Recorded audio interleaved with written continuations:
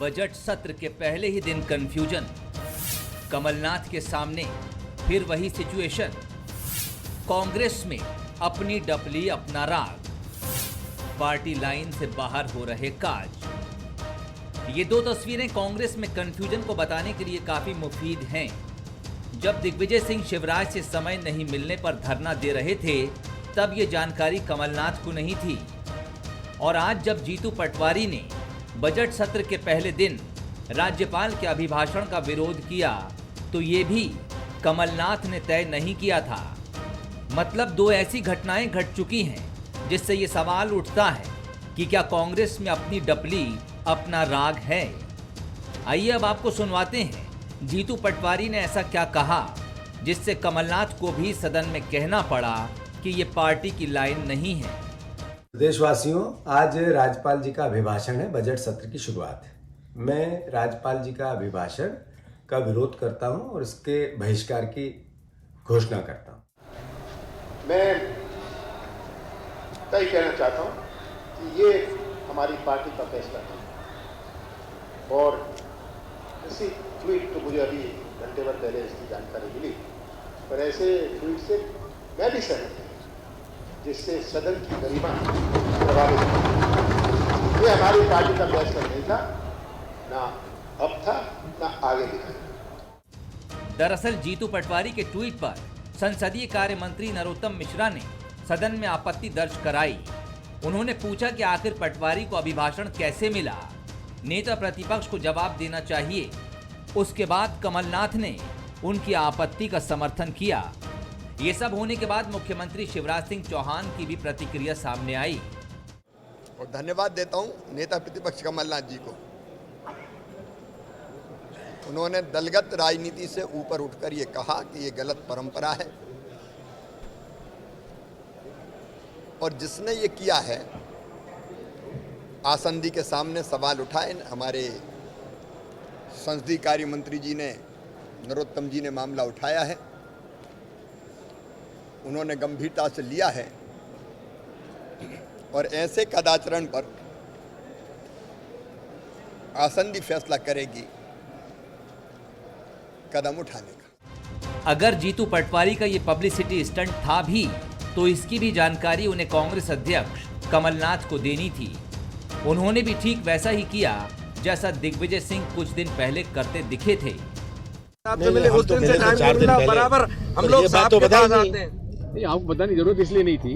ये बात मुझे नहीं बताई, 4 दिन पहले हम तो मिले थे, तो उसके बाद मैं छिंदवाड़ा चला गया। अब मुख्यमंत्री से बढ़ती जा रही है, आपको क्यों समय मांगे? रोज बढ़ती जा रही है। सवाल यही है कि कांग्रेस में आखिर चल क्या रहा है। क्या जीतू पटवारी का कदम कांग्रेस के अंदर मची खींचतान की ओर भी इशारा है? अगर यही हाल रहा तो 2023 में कमलनाथ चुनावी जंग कैसे जीतेंगे? नमस्कार, मैं हूं शरद द्विवेदी और हमारा आज का मुद्दा है कांग्रेस में अपना अपना मन। अगर आप कांग्रेस के इन दो बड़े घटनाक्रमों को देखें, एक जो दिग्विजय सिंह जी से जुड़ा है, जिसका हमने आपको अभी पैकेज में वो घटनाक्रम भी दिखाया, और जो विधानसभा का बजट सत्र आरंभ हुआ सोमवार से, उसका दृश्य भी आपने देखा। कांग्रेस की अगर कोई चुनौती दिखती है तो वो है कम्युनिकेशन गैप। जीतू पटवारी जी युवा नेता हैं, जोशीले हैं, संभावनाशील हैं, भविष्य के लिए काफ़ी संभावनाएं उनमें देखी जाती हैं। पार्टी के कार्यकारी अध्यक्ष जैसी जिम्मेदारी को वो निभा चुके हैं और मीडिया के प्रमुख का दायित्व भी वो निभा रहे हैं। इसके बीच में अगर इन पदों पर, जिम्मेदार पदों पर रहते हुए कैबिनेट मंत्री भी वो रह चुके हैं, और वो अपनी पार्टी के प्रमुख को, प्रदेश अध्यक्ष को, नेता प्रतिपक्ष को ये सूचना नहीं देते, और सदन में नेता प्रतिपक्ष के तौर पर प्रदेश अध्यक्ष कमलनाथ जी को ये कहना पड़ता है कि ये पार्टी का स्टैंड नहीं है, और मुझे 1 घंटे पहले ही पता चला। तो ये चीज़ बताती है कि कांग्रेस को अगर किसी चीज़ की ज़रूरत है तो वो है और ज़्यादा बातचीत की। क्या जीतू पटवारी 1 दिन पहले ये नहीं बता सकते थे, या उनसे पूछा नहीं जा सकता था? और क्या जो पार्टी के सचेतक होते हैं, क्या ये उनकी जिम्मेदारी होती है कि वो पूछें कि भाई कोई अलग तरह का स्टैंड ले रहा है सदन के बाहर या सदन के भीतर, तो वो ज़रा हमको बताए जिससे हम उसे देख सकें और पार्टी की समन्वित रणनीति में उसको शामिल कर सकें या उससे सहमति असहमति की बात हम कर सकें। लेकिन कांग्रेस में ये शायद नहीं हो रहा है। इसी की तरफ इशारा किया था अरुण यादव जी ने कुछ समय पहले बंसल न्यूज़ से बातचीत से, और जिस पर मुहर लगाई थी अजय सिंह जी ने कि हाँ, मैं अरुण यादव जी की इस बात से सहमत हूँ कि पार्टी में चर्चा का फोरम और अधिक मजबूत होना चाहिए और बातचीत होनी चाहिए, जिसकी कमी महसूस की जा रही है। ये घटनाक्रम एक बार फिर चौंकाने वाला है और इसका समापन जिस तरह मुख्यमंत्री कह रहे थे कि आसंदी यानी अध्यक्ष के सामने ये विषय गंभीर है और इसमें कार्रवाई का भी अनुरोध किया जाएगा, तो बीजेपी अब इसे एक बड़े मसले के तौर पर इस बजट सत्र में रखेगी। चलिए हम उन मेहमानों से आपकी मुलाकात कराते हैं जो हमारे साथ हैं। भोपाल स्टूडियो में मेरे साथ हैं वरिष्ठ विधायक कांग्रेस बीजेपी की राजश्री सिंह जी हमारे साथ हैं, उनका मैं बहुत स्वागत करता हूं और महिला दिवस की पूर्व संध्या पर उनको बहुत बधाई और शुभकामनाएं भी प्रेषित करता हूं। धन्यवाद राजश्री जी, आप हमारे साथ जुड़ी। हमारे साथ हैं वरिष्ठ पत्रकार और राजनीतिक विश्लेषक दिनेश गुप्ता जी, उनका मैं बहुत स्वागत करता हूं। अर्जुन सिंह काकोड़िया साहब हमारे साथ हैं, कांग्रेस के विधायक हैं, उनका भी मैं स्वागत करता हूं। दिनेश जी, किस तरह आप देखते हैं कि नेता प्रतिपक्ष जिस तरह सदन में कह रहे हैं, ये सुनने में दूसरी बार और एक महीने के भीतर ही, 1-1.5 महीने के भीतर ही ये दूसरा घटनाक्रम है और दोनों एक वरिष्ठ पीढ़ी के नेता से जुड़ा है और एक युवा नेता, किस तरह देखते हैं आप? निश्चित तौर पर देखिए शरद जी, कांग्रेस पार्टी में बहुत कुछ ठीक नहीं है, ये इस बात की ओर इशारा करता है। आपको यदि 1 घंटे पहले भी ये पता लगा है कि उनका कोई विधायक सदन में राज्यपाल के अभिभाषण का बहिष्कार कर रहा है, तो आपको चाहिए कि उसको लेके आते, वो अपना स्टैंड वापस लेता, क्योंकि कहीं ना कहीं संवादहीनता जो दिख रही है जिसका आप जिक्र कर रहे थे, तो निश्चित तौर पे ये संवादहीनता ही है। अन्यथा विधायक दल की बैठक में जब आप चर्चा करते हैं मुद्दों की, तो गवर्नर एड्रेस पर क्या स्टैंड होता, और जीतू पटवारी को भी ये कर सकते थे कि वो सदन में आते और वहाँ राज्यपाल के अभिभाषण के किसी मुद्दे पर भी आप जा सकते थे। ऐसा सामान्य तौर पर होता है क्योंकि विधायक का अपना अधिकार है, लेकिन जब पार्टी का विषय होता है तो पार्टी ने कोई भी इस बारे में शायद जारी नहीं किया होगा, अन्यथा वो भी सदन में होते। लेकिन कांग्रेस पार्टी ओवरऑल हम देख रहे हैं कि जो मार्च 2020 के बाद की जो स्थितियां हैं उससे अभी संभली नहीं है। उसको संभलने के लिए जो है जिस तरह की रणनीति की आवश्यकता है या समन्वय की आवश्यकता, वो शायद कमलनाथ जी अभी उस तरह का एक फोरम डेवलप नहीं कर पाए। महत्वपूर्ण बात यही है कि क्या बहिष्कार से वो ध्वनि आती है जो ध्वनि आप अपनी वाणी से और बहुत धारदार तर्कों के जरिए ये बात सदन में कहते हुए रखते कि मैं इन बिंदुओं पर इस अभिभाषण का विरोध करता हूँ। विरोध यानी अभिभाषण, ये जो प्रस्ताव है गवर्नर का, इसमें सरकार के कामकाज का लेखा जोखा है, मैं उसका इन बिंदुओं पर विरोध करता हूँ। क्यों करता हूँ वो सदन को बता रहा हूँ। ये ज़्यादा बेहतर तरीका है सदन में जो बोलने के लिए ही है माननीय सदस्यों के, या फिर आपने बायकॉट कर दिया? मैं एक रिएक्शन लूँगा राजश्री सिंह जी की, भारतीय जनता पार्टी की विधायक हैं, और फिर चलूँगा काकोड़िया साहब के पास। आप किस तरह देखती हैं राजश्री जी, आपकी पार्टी इस मसले को और आगे ले जाने के लिए तैयार है? जी शरद जी, आज जब सदन में ये मुद्दा उठा तो वाकई एक हंसी का पात्र बन रहे थे कि इतने बड़ी पार्टी और आपस में समन्वय ना होने की वजह से जो पार्टी अध्यक्ष हैं उनको किस तरीके से नीचा देखना पड़ा। ये वाकई थोड़ा अलग लगा जी। क्योंकि कांग्रेस पार्टी भी काफ़ी समय शासन कर चुकी है, काफ़ी सारे बड़े नेता हैं उसमें, और आपसी समन्वय ना होने की वजह से आज अपनी अपनी ढपली और अपना अपना राग की तरह काम चल रहा था। तो वाकई बहुत अजीब लगा देखने सदन में।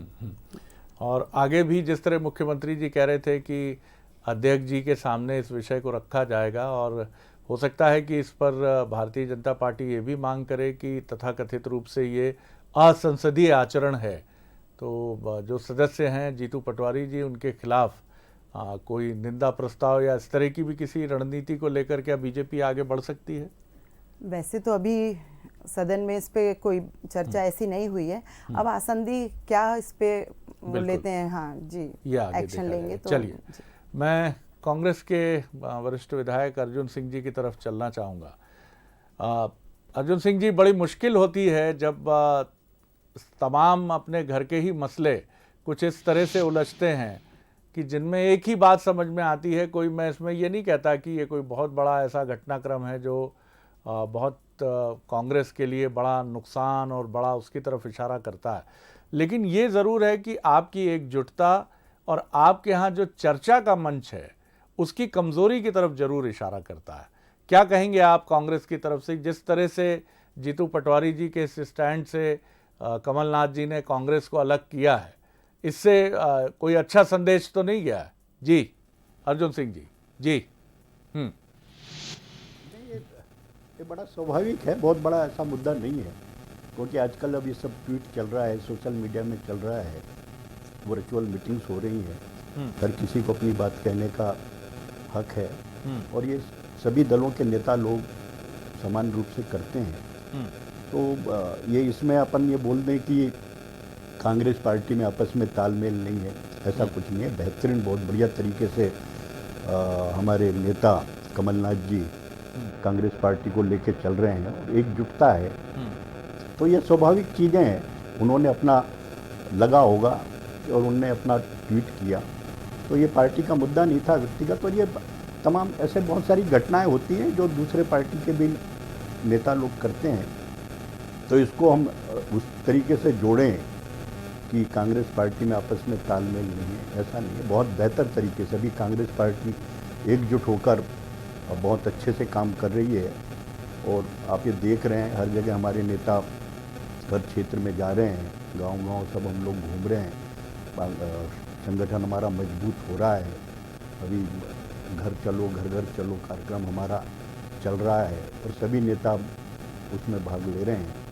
तो ये उनका ट्वीट उनका अपना व्यक्तिगत है और इतना बड़ा मसला नहीं है, क्योंकि ये आजकल वर्चुअल मीटिंग हो रही है, आप ये सब मोबाइल पे सब मीटिंग हो रही है, सब लोग नेता कर रहे हैं, तो ये आजकल उसमें उन्होंने कर दिया, तो ये उतना गंभीर और उसको बड़ी विनम्रता के साथ हमारे नेता ने भी स्वीकार किया कि भाई ये हमारा पार्टी का मुद्दा नहीं है, उनकी अपनी व्यक्तिगत राय है, तो इसको अपनी गंभीरता के साथ ना लें। और पार्टी हमारी बड़ी मजबूत है, बहुत अच्छे से मजबूत है। हम तैयारी कर रहे हैं आने वाले 2023 के चुनाव की। आप देखिएगा कि एकजुटता के साथ सभी लोग लड़ेंगे और इसका परिणाम आएगा। आज जनता भी कांग्रेस के पक्ष में है, ये चीज़ें आप लोगों को भी दिख रहा है। चलिए जी, अब छोटे छोटे से मुद्दों को लेकर भारतीय जनता पार्टी के पास कुछ बचा नहीं, छोटे छोटे नहीं, मैं लौटता हूँ आपकी तरफ, लेकिन अर्जुन सिंह जी दूसरे राउंड में मैं जब आपकी तरफ आऊँगा तो मैं चाहूँगा कि कुछ और अधिक इस पर मुखर होकर आप पार्टी के दायरे के भीतर ही, जाहिर तौर पर उसके दायरे के उल्लंघन की अपेक्षा हम भी नहीं करते हैं, लेकिन इस पर और खुलकर आपको बात करनी चाहिए। और कांग्रेस का ये स्वभाव और चरित्र भी है, क्योंकि ये मसला उतना छोटा भी नहीं है कि इसको हम ये कहें। मैं इससे सहमत हो सकता हूँ कि ये कांग्रेस को कोई बहुत बड़ा झटका लगा है, कांग्रेस हिल गई है, कांग्रेस सन्नाटे में है, कांग्रेस स्तब्ध है, इस तरह के शब्दों का प्रयोग मैं नहीं करूँगा, लेकिन ये छोटा मसला है सर, ये भी नहीं है। और बीते 1-1.5 महीने में ये दूसरा घटनाक्रम है जो आपकी पार्टी में हुआ है। या तो कमलनाथ जी ये बताने की कोशिश कर रहे हैं कि भाई मुझे आप भरोसे में नहीं लेंगे और मुझसे बात नहीं करेंगे, तो मैं सार्वजनिक तौर पर भी ये कहने से नहीं चूकूंगा कि आपने मुझे नहीं बताया, यानी प्रदेश अध्यक्ष को नहीं बताया, और अगर सदन की बात है तो सदन के में नेता प्रतिपक्ष को अवगत नहीं कराया। दिनेश जी, मसला यही है कि कमलनाथ जी कोई, जैसे अर्जुन सिंह जी बहुत संभल कर बोले अपनी बात, जो स्वाभाविक है, लेकिन कमलनाथ जी जिस तरह से मुखर हुए हैं इस मसले पर, वो तो पब्लिक प्लेस ही था जहां कार्यकर्ताओं के साथ दिग्विजय सिंह जी बैठे थे, पब्लिक प्लेस था, कैमरे थे, तमाम लोग देख रहे थे, वहां उनका ये स्टेटमेंट था कि दैट इज़ ट्रू, आपको पूछना चाहिए मुझसे।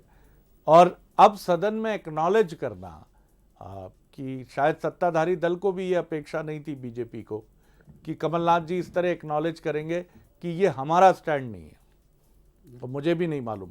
इसे आप किस तरह देखते हैं? क्या वो एक चुनाव के पहले 17-18 महीने पहले ये मैसेज दे रहे हैं कि प्रदेश अध्यक्ष के नाते आपको चाहे दिग्विजय सिंह जी हों या जीतू पटवारी जी हों, आप अपने हिसाब से निर्णय करेंगे, भले ही वो पार्टी के हित से जुड़े हों, लेकिन हम उसको अनुशासन की दृष्टि से मान्य नहीं करेंगे। बिल्कुल, देखिए शरद जी, जो कमलनाथ जी का स्टैंड है वो अपनी जगह ठीक हो सकता है, लेकिन कांग्रेस का जो चरित्र है वो कमलनाथ जी तो नहीं बदल पाएंगे। यदि आप सार्वजनिक तौर पर किसी नेता के स्टैंड पर इस तरह का कमेंट करेंगे तो निश्चित तौर पर जो कांग्रेस का चरित्र है, फिर दूसरे नेता आपका विरोध करेंगे, मुखर होंगे, क्योंकि कांग्रेस के नेता बहुत ज़्यादा अनुशासन के दायरे में नहीं रहते। देखिए, कोई भी नेता हो कांग्रेस पार्टी को, उसको समझने की आवश्यकता ये है कि ये जो जीतू पटवारी जी का ट्वीट है उससे उसे नुकसान क्या हुआ, या भारतीय जनता पार्टी को उसने क्या दे दिया, या क्या जीतू पटवारी की गलती थी। देखिए, सदन चालू होता है, आप कहीं ना कहीं ऐसी एक लूज बॉल डालते हैं जिससे विपक्ष कटघरे में खड़ा हो जाता है। ये भारतीय जनता पार्टी की रणनीति है। आप यदि अपने सामने वाले जो विरोधी है उसकी रणनीति को समझ कर नहीं खेलेंगे तो फिर आप जो है कहीं ना कहीं विवादों में घिरेंगे, फिर जो है मुद्दा डाइवर्ट हो जाता है। जो आप जनता के मुद्दे उठाना चाहते हैं, सरकार को आप कटघरे में खड़ा करना चाहते हैं, उसकी वजह आप एक विपक्ष के नेता के तौर पर आप सफाई दे रहे हैं सदन में, तो निश्चित तौर पर ये भी जो चीज़ है आप जो है कहीं ना कहीं कांग्रेस पार्टी को संकट में डालती है। यदि कोई भी नेता है वो अपने क्षेत्र के मुद्दों के लिए मुद्दा उठा रहा है तो उसको लिए मुझे नहीं लगता कि जो है कि उसे अपने अध्यक्ष से पूछने की ज़रूरत है कि मैं मुद्दा उठाऊं कि नहीं उठाऊं। आप भारतीय जनता पार्टी में देखिए ना, कई विधायक कहते हैं, अभी हम नारायण त्रिपाठी का हमने देखा कि उन्होंने लगातार पत्र लिख रहे हैं, कैलाश विजयवर्गीय जी ने जिस तरह से सीहोर का मसला उठाया, तो ये अल्टीमेटली राजनीति कैसे करेगा आदमी। तो आप उसके बारे में ये कहें कि नहीं आपको ऐसा नहीं करना चाहिए, ये इस मामले को कांग्रेस पार्टी चाहती हो, कमलनाथ जी यदि चाहते तो वो टाला भी जा सकता था। जरूरी नहीं है कि आप उसको रिएक्ट करें कि नहीं जीतू पटवारी जी का जो स्टैंड है वो हमारा स्टैंड नहीं है, ये यहाँ तक ठीक है, आपने कह दिया कि स्टैंड नहीं, और इस स्टैंड पे भी कोई आवश्यकता नहीं है आपको सफाई देने की राजनीतिक तौर पे। कहीं ना कहीं उनके इस बयान से कांग्रेस पार्टी को जो है नुकसान हुआ है और उनके भीतर का जो अंतर्कलह है वो खुलकर सामने आया है। राजश्री जी, ये बात ठीक है कि आपके यहाँ भी ऐसे मसले उठते हैं और पृथक विंध्य प्रदेश जिसको लेकर बीजेपी का साफ स्टैंड है कि हम इस मांग के समर्थन में खड़े नहीं हैं। हालांकि विंध्य के कुछ नेता आप ही के पार्टी के, जिसमें वरिष्ठ विधायक और खुद विधानसभा अध्यक्ष जी का इसको लेकर एक नरम रुख है, नज़र आता है। मैं ये नहीं कहता कि वो समर्थन में खड़े हैं पृथक विंध्य प्रदेश के, लेकिन उनका एक सॉफ्ट स्टैंड समझ में आता है। और भी जो विंध्य से आने वाले भारतीय जनता पार्टी के विधायक हैं उनका भी एक सॉफ्ट स्टैंड है, क्योंकि विषय ही ऐसा है। लेकिन आपके यहाँ इस तरह की चीज़ नहीं हो जाती कि ये क्या हो गया, कैसे हो गया। क्या आप ये मानती हैं कि ये चीज़ एक बड़े राजनीतिक लाभ की तरफ भी आपकी तरफ आ जाती है अनायास ही, जब कांग्रेस में इस तरह की हलचल होती है जो बहुत स्वाभाविक है, और बीजेपी को बैठे बिठाए एक मुद्दा भी मिल जाता है? शरद जी, मैं तो दिनेश जी की बात से बहुत सहमत हूँ कि बहुत अच्छी बात होती है संगठन और अनुशासन जो है वो जो भारतीय जनता पार्टी में है वो मैंने अभी नहीं देखा पार्टी में, किसी और पार्टी में। लेकिन अभी जो कांग्रेस के अध्यक्ष जी ने जो बात कही, मुझे लगता है कि सब कुछ इनका वैचारिक दोष है और आपस में इनकी ना चर्चा होना। दूसरा, मुद्दा तो बड़ा है, जब कोई प्रदेश अध्यक्ष को भी इग्नोर करके कोई बात करता है तो मुद्दा तो बड़ा होता ही है, क्योंकि पार्टी और संगठन पूरा अगर एक होके कभी काम नहीं करता है तो इस तरीके की परेशानियां तो आती रहना ही है। और ये परेशानियों के चलते आप देखिए ना पार्टी में कितना घमासान मचा हुआ है, ना ये एक हो पा रहे हैं और ना एक होने दे रहे हैं। अर्जुन सिंह जी, आपने सुनी जो भारतीय जनता पार्टी के विधायक हैं राजश्री सिंह, उनकी राय भी। ये मसले बीजेपी में भी उठते हैं, लेकिन बीजेपी की टॉप लीडरशिप उस पर बहुत रिएक्टिव नहीं होती है, बहुत ज़्यादा प्रतिक्रिया सार्वजनिक रूप से नहीं देती। ये दो पार्टियों की राजनीतिक संस्कृति का भी अंतर है, हम इसको इस रूप में भी देख सकते हैं। लेकिन इससे आपको कोई राजनीतिक लाभ नहीं मिलता, इससे आपको नुकसान होता है। जैसे सदन की शुरुआत के पहले दिन जब आपकी एक मजबूत रणनीति होनी थी, उसी दिन एक लूपहोल बीजेपी को मिल गया। इसको लेकर तो आपको सतर्क होना होगा, और इस राउंड में मैं चाहूँगा कि आप थोड़ा सा जरा कुछ और मुखर होकर बोलेंगे तो हम सबको लगेगा कि हाँ आपने जस्टिफाई किया है विचार अपने तथ्य से इस बात को। जी चूंकि ये मुद्दा सदन में उठा था, सदन में बात आई, तो स्वाभाविक है वहां पे अध्यक्ष महोदय ने बोला कि भाई ये पार्टी का स्टैंड नहीं है, ये उनका अपना व्यक्तिगत है। और ये तमाम चीजें जैसे मैंने पहले कहा ये पूरा ये चलता रहता है। बहुत सारे नेता हैं, अभी जैसे आपने सीहोर की घटना घटी उसमें बहुत सारी इन लोगों के आपस में वरिष्ठ नेताओं में भी आपस में तालमेल नहीं है। उमा भारती जी ने अभी शराब का मुद्दा उठाया था, उसमें भी ये बातें हुई थी, है ना। तो ये उसमें भी तो पार्टी के खिलाफ ही बात गई। तो हम ये बेतुके मुद्दों को हम मतलब ये मुद्दा उतना बड़ा नहीं है जिससे हमारी पार्टी को कहीं कोई नुकसान होगा। ये व्यक्तिगत चल रहा है और हर पार्टी के नेता, हर पार्टी के जो भी नेता हैं इस तरीके की बातें करते हैं। और इन्होंने जो ट्वीट करके कहा, अपनी विचार, अपनी व्यक्तिगत अपनी बातें रखी हैं। चूंकि अभी वर्तमान में प्रदेश में ये स्थितियां हैं जिसके कारण अभी बजट सत्र में भारतीय जनता पार्टी बुरी तरीके से घिर गई है, हर फील्ड में, हर क्षेत्र में। तो उनको किस तरीके से डाइवर्ट किया जाए, किस तरीके से डाइवर्ट किया जाए, कोई मुद्दे मिल नहीं रहे हैं। इसलिए इन छोटी छोटी बातों को लेकर आके कांग्रेस के ऊपर आरोप लगाना और जनता का ध्यान अलग तरीके से भड़काना।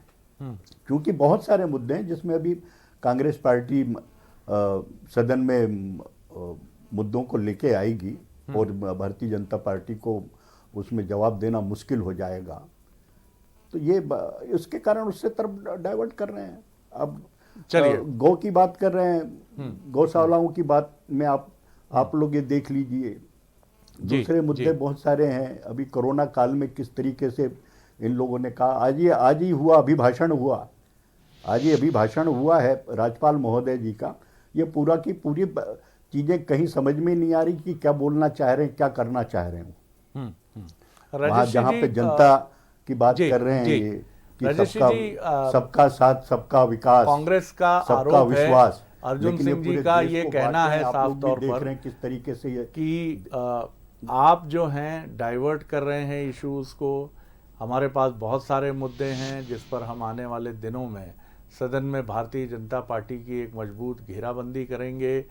और वो बार बार ये भी कह रहे हैं कि इतना बड़ा ये विषय नहीं है जितना बड़ा इसको बनाने की कोशिश दिख रही है। जाहिर तौर पर इशारा भारतीय जनता पार्टी की तरफ ही है और ये उनका साफ तौर पर, जैसा मैंने पहले भी आपसे कहा, कि आप ध्यान बांटने के लिए इस विषय को बहुत बड़ा बता रहे हैं। एक संवैधानिक पद पर बैठने वाले जो हमारे विधायक जी हैं जीतू भाई, ये कोई मामूली गलती नहीं है जो उन्होंने की। और सदन में उठाया हुआ कोई भी मुद्दा इतना छोटा नहीं होता है कि जिसे वो हम दिमाग को भटकाने वाली बात कही जा सकती है। मुद्दा तो काफ़ी बड़ा है और इस मुद्दे को ये कहिए कि दो अध्यक्ष जी ने उसको अपनी साफ गोई से शांत कर दिया, नहीं तो ये मुद्दा तो बहुत बड़ा हो सकता था। और दिमाग भटकाने वाली जहाँ तक बात है, बहुत सारी चीज़ें जीतू जी ने इस मुद्दे को सदन में उठाया नहीं है। जीतू जी ने मात्र एक ट्वीट किया है और हर किसी का अपना व्यक्तिगत अपना अधिकार है, वो ट्वीट करके अपनी बात को रख सकता है। तो ये ऐसा मुद्दा नहीं है। जी राजेश जी, सदन पे अगर कोई बात आती है, ट्वीट भी किया है, तो पार्टी का स्टैंड नहीं है। एक संवैधानिक पद पे होने वाले व्यक्ति को ट्वीट करने में भी सोच समझ के बात करनी चाहिए कि हम किस बात को कर रहे हैं, इसका क्या असर हमारी पार्टी पे पड़ता है।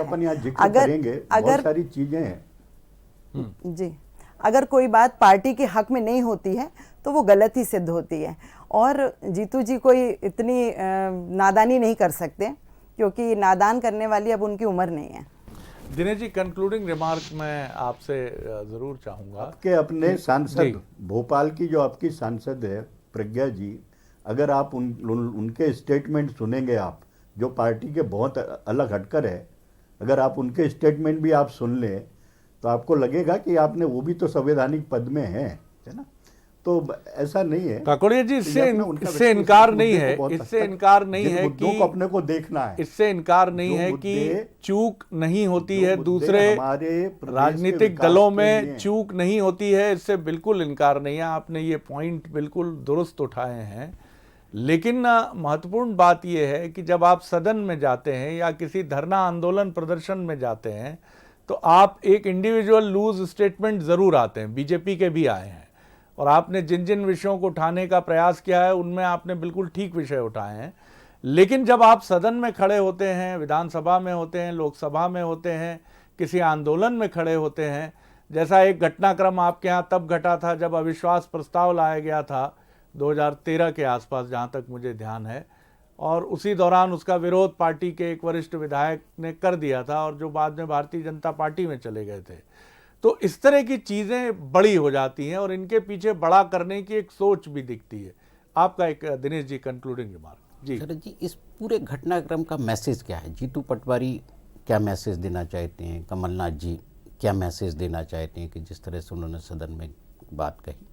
तो देखिए, एक तो बड़ा कांग्रेस का जो अंतर्कलह है या अपना जो लीडरशिप का क्राइसिस है वो एक अलग तरह का मैसेज है, और जो सरकार के खिलाफ मुद्दे हैं तो कहीं ना कहीं कांग्रेस पार्टी यदि उनको ठीक से एड्रेस नहीं कर रही है तो वो भी एक एड्रेस है। तो कहीं ना कहीं इसमें सारे मामले में है कांग्रेस पार्टी कटघरे में, चाहे वो मुद्दे ना उठा रही हो लीडरशिप या फिर कोऑर्डिनेशन ना कर रही हो। महत्वपूर्ण बात ये दिखती है, जैसे घर में अगर कोई ऐसी परंपरा है कि जहाँ एक 70 पार कर चुके बुजुर्ग निरंतर मुखिया की भूमिका में हैं और उनके बाद की 2 पीढ़ियां हैं, यानी उनके पुत्र और उनके पुत्र के पुत्र यानी उनके पौत्र, तो ये स्थिति कई बार शायद संवादहीनता की तरफ चली जाती है कि मैं इतने वरिष्ठ मुखिया से मैं क्या आर्ग्यूमेंट करूंगा, मैं क्या बहस करूंगा, मैं उनके सामने जा नहीं पाऊंगा, मैं साहस नहीं जुटा पाऊंगा। तो इसमें नंबर 2 की भूमिका बड़ी इंपॉर्टेंट हो जाती है। और घरों में जहाँ संयुक्त परिवार है वहाँ किसी एक ऐसे व्यक्ति को ढूंढा जाता है जो दादाजी का बड़ा प्रिय होता है और वो सारी बातें कह भी देता है कि वो कह रहे थे कि बर्थडे बड़ा जोरदार तरीके से मनाएंगे दादाजी और सब डीजे वीजे सब लगेगा और डांस भी होगा, तो आप थोड़ा जल्दी भोजन करके अपने कमरे में चले जाइएगा, क्योंकि उनकी बात दादाजी भी मान लेते हैं। कमलनाथ जी की सीनियरिटी का लेवल इतना मजबूत है कि उनके पास जाकर बात कहने में कई लोग हिचकते हैं। नंबर 2, नंबर 3 जैसा एक संवाद का सेतु शायद पार्टी में अभी नहीं है कि दिग्विजय सिंह जी के जरिए तुरंत बात पहुंच जाए कि जीतू ऐसा कह रहे हैं और कमलनाथ जी कह दें कि नहीं जीतू पटवारी जी को कह दीजिए ये बिल्कुल ठीक नहीं है, हम ऐसा कोई कदम नहीं उठाएंगे, उनको बताइए, उनसे मेरी बात करा दीजिए। शायद इसकी कमी है, ये बात हम मान सकते हैं काकोड़िया साहब की कि ये बड़ा कठिन विषय नहीं सर, आगे नहीं बढ़ा पाऊंगा, माफ़ी चाहूँगा, वक्त कम है, फिर हम ज़रूर इस पर कभी डिटेल में बात करेंगे। लेकिन ये संवाद का एक पुल पार्टी में खड़ा होना चाहिए जिससे कहीं भी कोई अगर कोई कमलनाथ जी की वरिष्ठता 40 साल के उनके कद से थोड़ा संकोच करता है तो वो ये संकोच ना करे। बहुत शुक्रिया काकोड़िया साहब, बहुत शुक्रिया राजश्री जी, बहुत शुक्रिया दिनेश जी। आगे देखिए छत्तीसगढ़ आज का मुद्दा, सत्र, सवाल और सियासत।